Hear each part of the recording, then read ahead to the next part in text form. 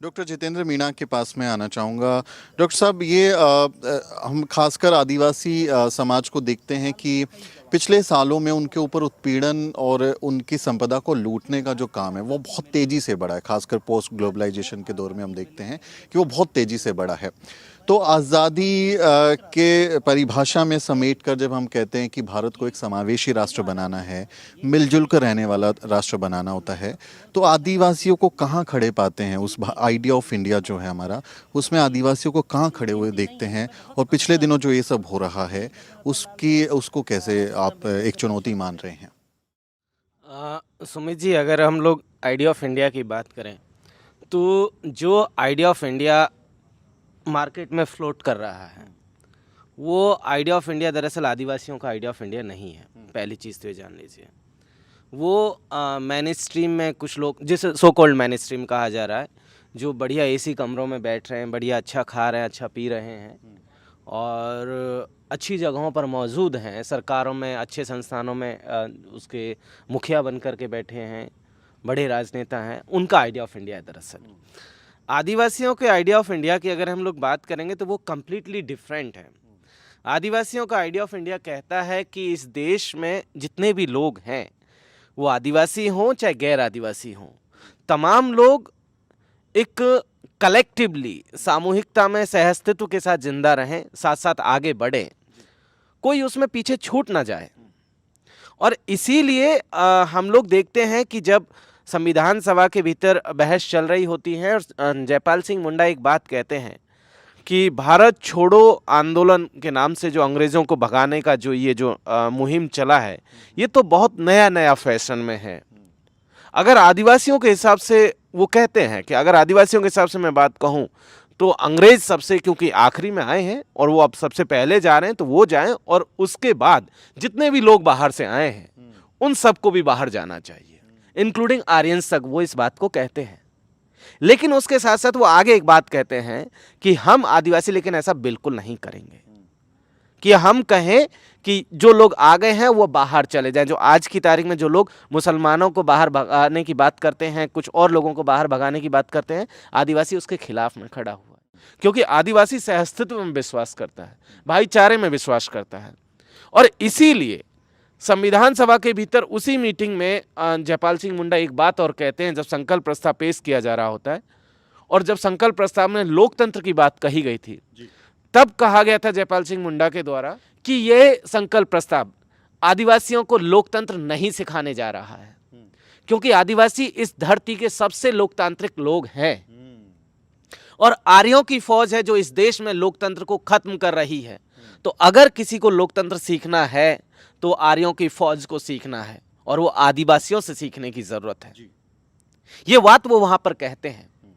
अब आते हैं कि किस तरीके की संसाधनों की लूट आज की तारीख में चल रही है। ये जो आइडिया ऑफ इंडिया है, दरअसल आइडिया ऑफ इंडिया में हो ये रहा है कि जितना भी रिसोर्सेज है उन रिसोर्सेज में स्टेट अपना कंट्रोल कर ले या कुछ इंडिविजुअल्स या एक ग्रुप ऑफ इंडिविजुअल्स उन रिसोर्सेज पर कंट्रोल कर ले। आदिवासियों के भीतर देखेंगे तो पाएंगे कहीं पर भी प्राइवेट प्रॉपर्टी का नोशन नहीं है। कभी भी उन्होंने ये क्लेम नहीं किया कि ये जमीन मेरी है और इस पर मेरा मालिकाना हक है। उन्होंने क्लेम किया कि ये जमीन हमारी और हम सब का इस पर मालिकाना हक है और हम सब लोग सामूहिकता के साथ इसका उपयोग करेंगे जितनी हमें जरूरत होगी।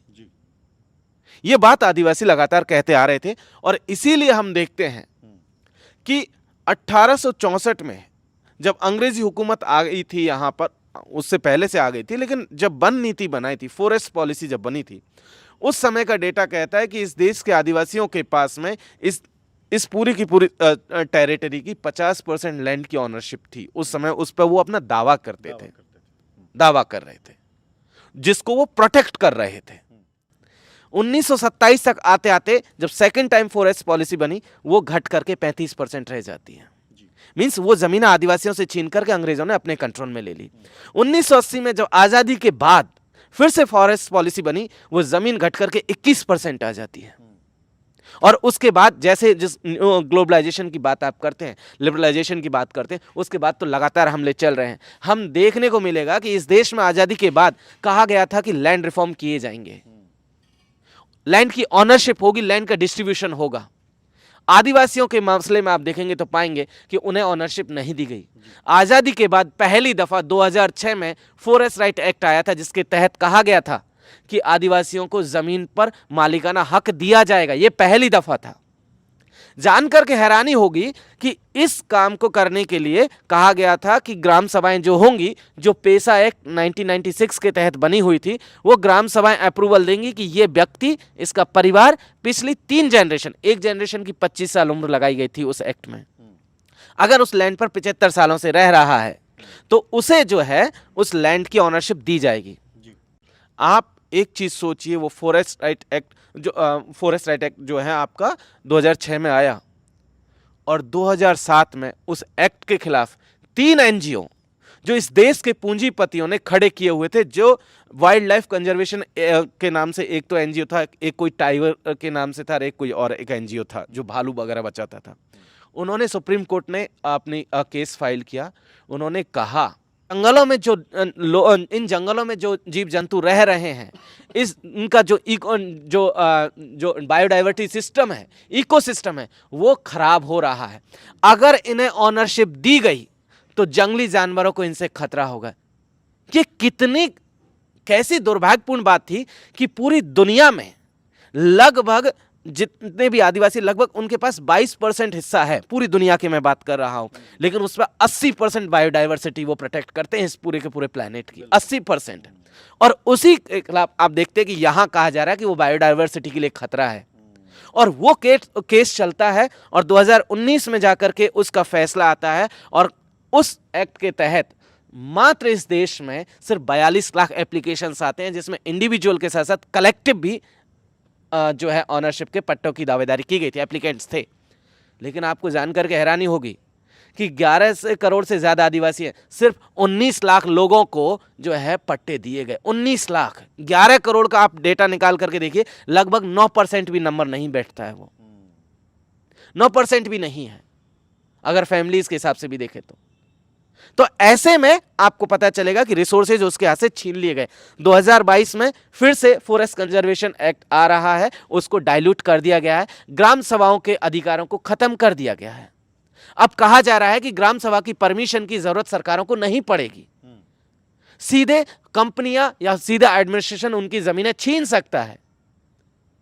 आपको एक चीज मैं बता देना चाहता हूं, ये जो लड़ाई आज चल रही है जो रिसोर्सेज की, संविधान सभा की जब बहस चल रही थी, आर्टिकल 13 की बहस के तहत जयपाल सिंह मुंडा ने एक बात कही थी। उन्होंने कहा था कि आदिवासियों के पास जो लैंड है उसे मूल अधिकारों में शामिल किया जाए, अन्यथा मेरे लोगों को दिक्कतें होंगी, मेरे लोगों को आप नहीं टिकने दोगे, क्योंकि मेरे लोग आपके इस सिस्टम से ना वाकिफ हैं, उन्हें इस सिस्टम की बारीकियां, इसकी चालाकियां नहीं मालूम है, इसलिए हमारे लैंड की ऑनरशिप दे दी जाए मूल अधिकारों के तहत। लेकिन उसे रिफ्यूज कर दिया गया। यही लड़ाई थी जिसे आप याद करेंगे 1910 और 11 में, जब कोमरम भीम आदिलाबाद और उस तेलंगाना और छत्तीसगढ़ और झारखंड के हिस्से में कहते हैं जल जंगल और जमीन का नारा वो देते हैं। यही लड़ाई बिरसा मुंडा लड़ रहे होते हैं, यही लड़ाई तिलका मांझी भागलपुर में लड़ रहे हैं, यही लड़ाई जो है हम देखते हैं रघुनाथ राव शंकर राव लड़ रहे हैं, टंट्या मामा लड़ रहे हैं। इसके साथ साथ आप देखेंगे पूरे देश का आदिवासी इस लड़ाई को अल्लूरी सीताराम राजू लड़ रहे हैं।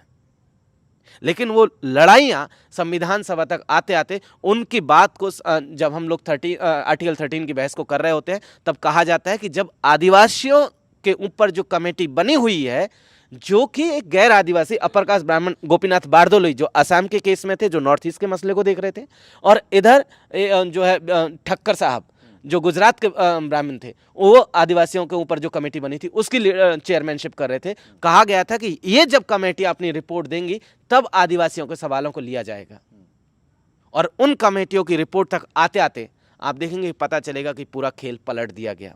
मूल अधिकार से लेकर के तमाम तरीके की बहस चली गई, और उसका खामियाजा आज इस देश का आदिवासी उठा रहा है कि तमाम संसाधन उससे छीन लिए गए। जो उसकी लड़ाई थी, जिसके ऊपर उसका सर्वाइवल टिका था, जिसके ऊपर उसकी कल्चर टिकी हुई थी, वो ज़मीन है, वो उसका जंगल और वो उसकी ज़मीन, उसका जल, पहाड़ सब छीन लिया गया, और लगातार छीना जा रहा है। और यही सबसे बड़ा संकट है कि जो हमारा हुक्मरान आज की तारीख में है, जिससे ये उम्मीद की गई थी, जो आइडिया ऑफ इंडिया की आप बात कर रहे थे शुरू में, उसके आइडिया ऑफ इंडिया में आदिवासी है ही नहीं दरअसल। उसके अगर आइडिया ऑफ इंडिया में आदिवासी होते तो विकास की परिभाषाएं, ये नेशन बिल्डिंग की पूरी प्रोसेस आदिवासियों से शुरू होती, आदिवासी उसके सेंटर में होते। लेकिन आज की तारीख में आदिवासी उसके सेंटर में नहीं है, उसे एक आंकड़ों में बना करके रख दिया गया है। और इसीलिए आज की तारीख में आप देखेंगे कि इस देश का आदिवासी, चाहे वो हसदेव में हो, सिलगेर में हो, नेतरहाट में हो, राजस्थान हो, गुजरात हो, एमपी हो, लगातार एक बात कह रहा है, I am not your data. मैं तुम्हारी फाइलों में बंद आंकड़ा नहीं हूं, मैं तुम्हारे जनगणना रजिस्टर में दर्ज आंकड़ा नहीं हूं, मैं इस देश का आदिवासी हूं, मैं इस देश का मूल निवासी हूं और मेरा इस देश पर पहला हक है।